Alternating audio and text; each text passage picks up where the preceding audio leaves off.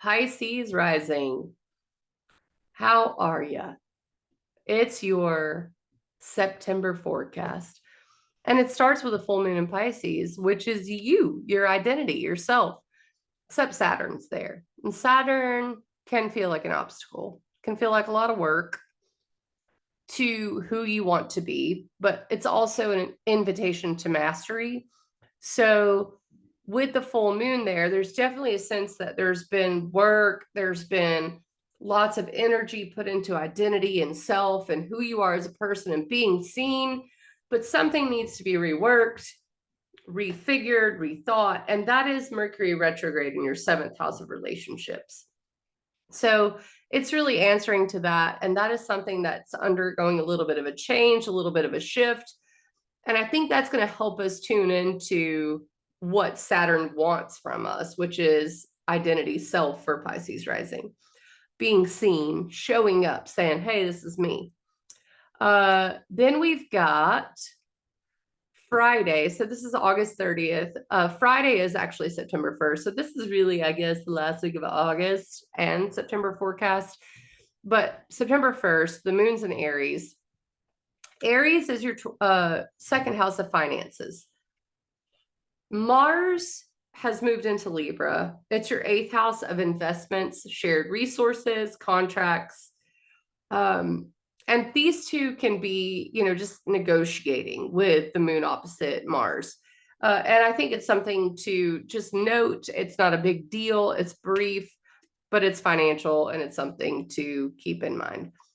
On September 3rd, Venus goes direct.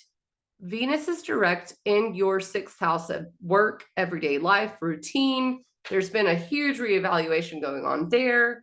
It's been square to your third house of short trips, siblings, local community, and mental processes altogether. The square is tension, and the moon will be in the third house of mental processes, short trips, local community at this time. So Venus goes direct and even has a square to the moon at the same time, basically, in your sixth house of health, daily life routine. I think that stuff starts to move forward, and you start to get mentally aligned with what you want to be doing every day and how you want to be doing it.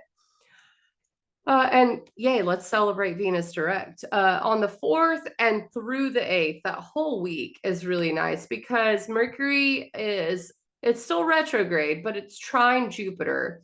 So this is from your relationship area to your third house of communication.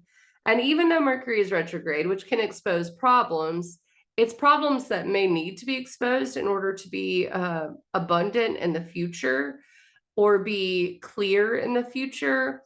So there's something about relationships still that you're reworking and learning how to do and communicate that to people and learn a new way of life, basically. So if you have a new partnership, or if you have someone new in your life, a friend, a coworker, whatever, this is about how you communicate with them and how you do things every day, or maybe meeting new people in your life. So then we have the Mercury Cazimi trine Jupiter, same areas, relationships to communication and thought processes, and short trips. And that could even be like you making short trips with your partner and things of that nature. But it's about organization with your partners, with your relationships. And even the 7th and 8th is the Sun trine Jupiter, same areas. Now the 8th has a moon square Mars. So Mars again is in your 8th house, which is investments, contracts, shared resources. This would be like marriage, moving in together, hiring someone or like signing a contract as a business partner. And the moon will be in Cancer in your 5th house of creativity and romance. And there may be a little sticking point there on the 8th, but it's brief. On the 10th, 11th, and 12th, the moon's in Leo, your 6th house of daily life, health, and routine. And you're going to be doing the Venus stuff. Venus is direct now. The moon's going to hit it, and it's going to square Jupiter. Again, 6th house of everyday life versus 3rd house of mental processes. So how do you organize your daily life? That's what's coming up. The 14th is the new moon in Virgo. Virgo is your 7th house of relationships. You're starting something new there. And I love it. I love it so much because it feels good. I know a Pisces rising or 2 or 800, and it all seems to match up where it's like this new thing starting with our relationship, and it's trine Uranus in the third house. The third house is how you do daily life. It's communication, it's thought processes. Trines are supportive. There is a big change coming with regard to relationships and the way you do things in your local community.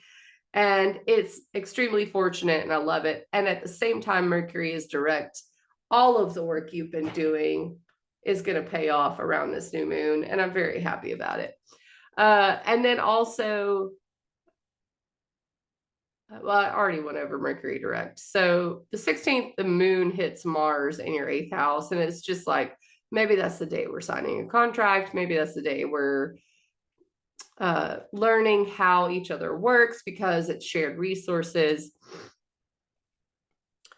The 17th is Venus square Jupiter. That could be a time when we spend money, but it's your 6th house of daily life and work and routine. 2, your 3rd house of communication and thought processes, and it's about how you organize the two together.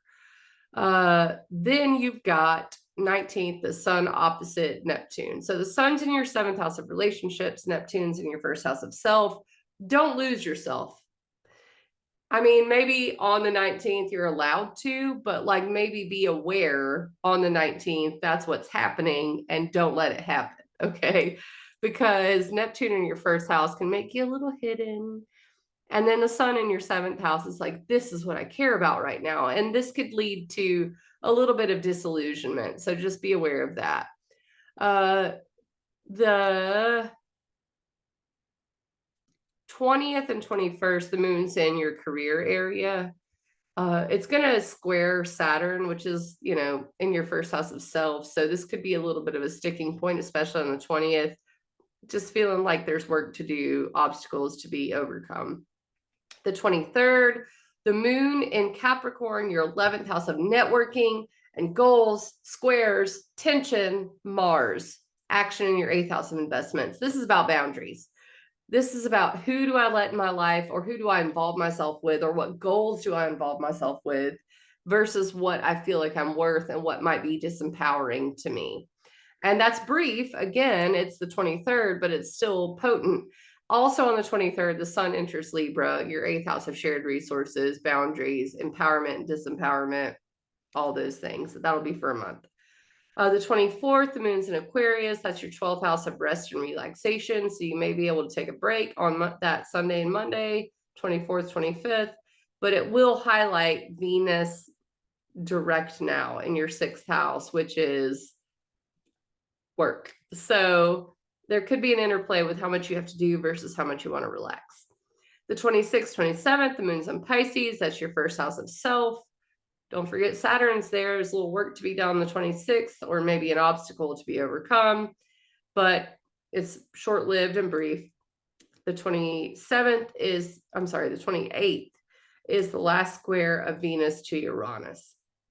Venus, 6th house of health, daily life routine, square tension, Uranus change in your 3rd house of communication and community and short trips and the way you listen, the way you process information. So again, a little bit of a busy time, but you're trying to work out how to do it. What matters the most to you? That's what you want to be doing every day, and you need to communicate that to people. I think the last thing we have is the 29th, and it's a full moon in Aries in your 2nd house of finances. So yay, because I think that full moon is going to be nice.